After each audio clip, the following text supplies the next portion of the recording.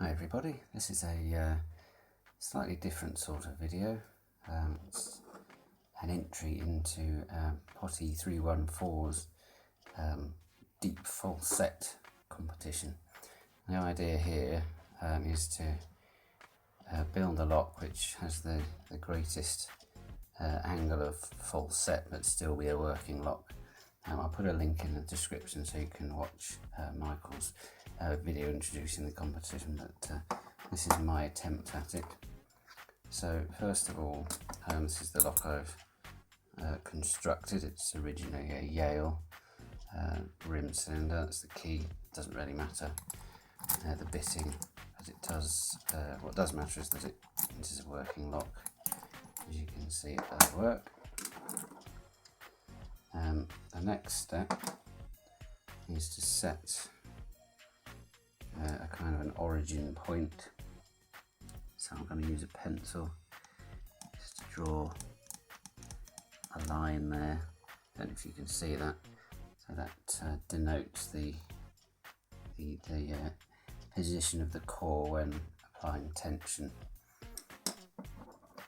The next thing is to basically pick the lock to falset.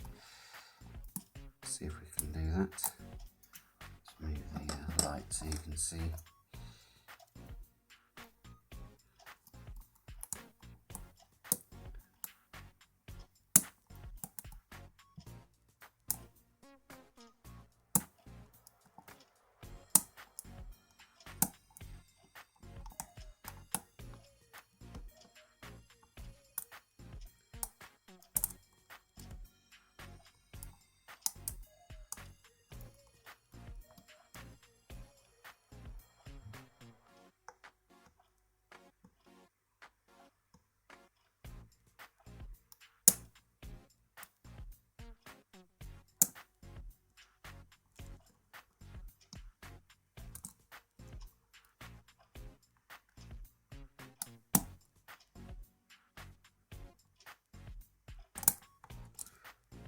So that's got us into our falset.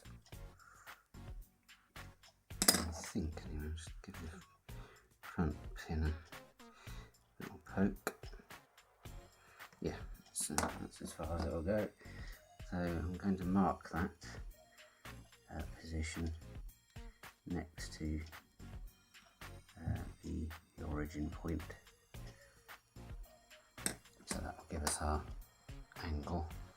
And we'll come back to that a bit later.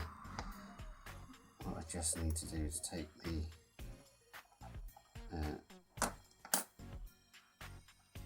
tension wrench out and just turn that towards the camera.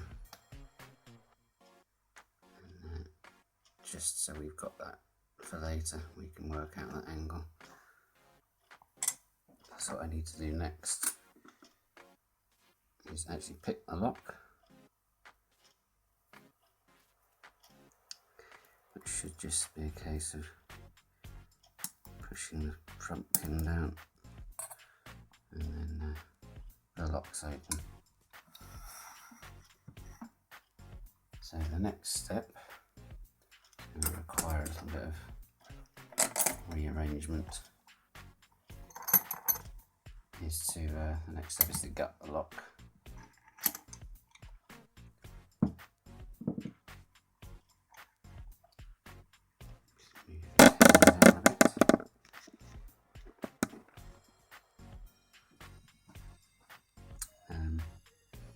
Okay, let's get the lock apart, and I'll show you what I've done. There's really only two things that I could think of to get a really big falset.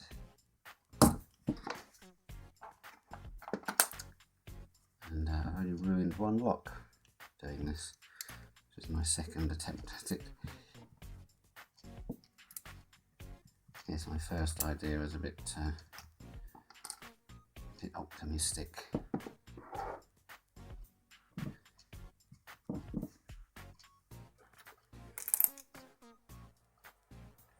Let's get this thing apart.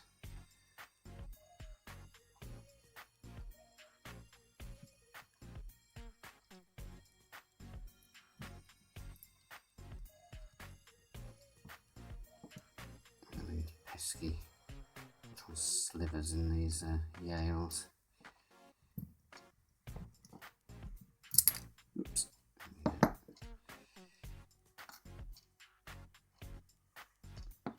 Down there. Pop these key pins out so you can see it is fully loaded.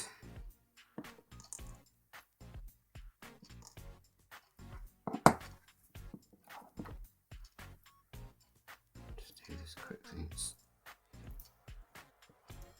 Pins aren't that important.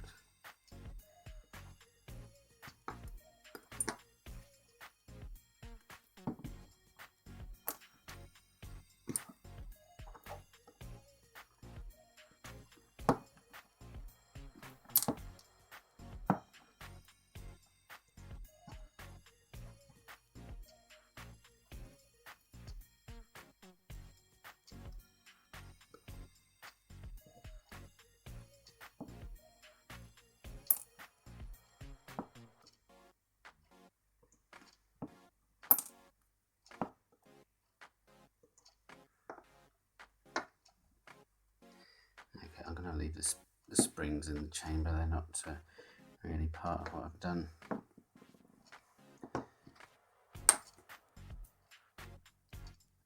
I'll take that back actually, I will pop those out. So there's two components to this that create that really deep falset.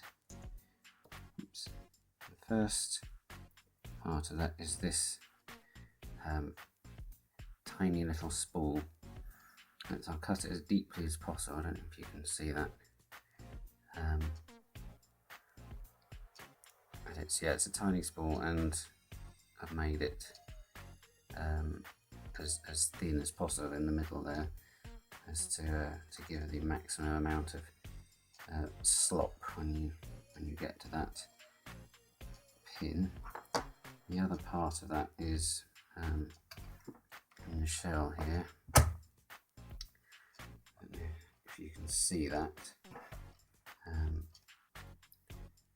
but pin chamber 1 has been drilled out to 3mm, again to give that spool more space to sort of rotate over and give you that big falset. Okay, so that's the lot gutted. What we're going to do next is move over to the computer and have a look at those pencil lines we drew earlier, see if we can get an angle. Alright then guys, this is a screen grab from earlier, and it shows the pencil lines I drew on the lock. So the angle between these two lines on the shell there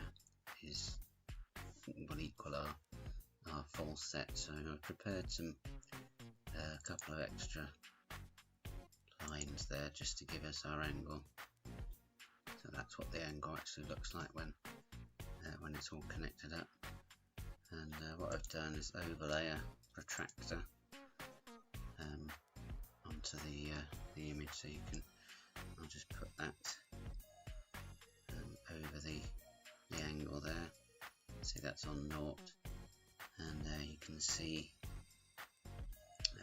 that's basically 21 degrees I've managed to get out of that. Yeah, it doesn't quite equal Mike calls, I think he got 24.7 or something, but yeah, 21 degrees for me, it's the best I could do.